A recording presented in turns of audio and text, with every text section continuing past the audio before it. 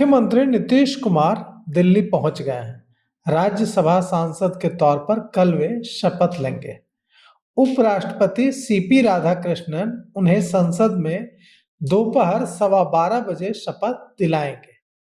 Janata Dal United के राष्ट्रीय कार्यकारी अध्यक्ष संजय झा और मंत्री विजय चौधरी भी दिल्ली चले गए हैं। दोनों उप मुख्यमंत्री बिहार के सम्राट चौधरी और विजय सिन्हा दोनों दिल्ली चले गए। भारतीय जनता पार्टी के प्रदेश अध्यक्ष संजय सरावगी पहले से दिल्ली में मौजूद हैं। तमाम भारतीय जनता पार्टी के नेता दिल्ली पहुंच गए। जनता दल यूनाइटेड के तमाम नेता, बड़े नेता दिल्ली चले गए। अब कुल मिलाकर पटना बड़े नेताओं से खाली हो गया है। राजधानी पटना में अब कोई भी बड़ा नेता नहीं मिलेगा। सारे नेता पटना से दिल्ली शिफ्ट हो गए हैं, भारतीय जनता पार्टी के भी और जनता दल यूनाइटेड के भी। हालांकि कोई कुछ भी बोलने से परहेज कर रहा है। सम्राट चौधरी जब आज एयरपोर्ट पहुंचे फ्लाइट पकड़ने, तो पत्रकारों ने उनसे पूछा कि भारतीय जनता पार्टी के दफ्तर के बाहर लगा आपका पोस्टर जिसमें आपको मुख्यमंत्री बनाने की मांग की गई थी, उसे फाड़ दिया गया है, इस पर आप क्या कहेंगे? सम्राट चौधरी ने कुछ नहीं कहा और आगे बढ़ गए। विजय सिन्हा जब जा रहे थे एयरपोर्ट के अंदर, तो उनसे भी पत्रकारों ने कई सवाल पूछने की कोशिश की, लेकिन उन्होंने भी हाथ जोड़कर अभिवादन किया और निकल गए। सम्राट चौधरी भी निकल गए, विजय सिन्हा भी निकल गए, नीतीश कुमार भी अपना आखिरी अभिवादन करते हुए बिहार के मुख्यमंत्री के तौर पर दिल्ली चले गए। अब बिहार की राजनीति पटना से दिल्ली शिफ्ट हो गई है। अब जो होगा दिल्ली में होगा।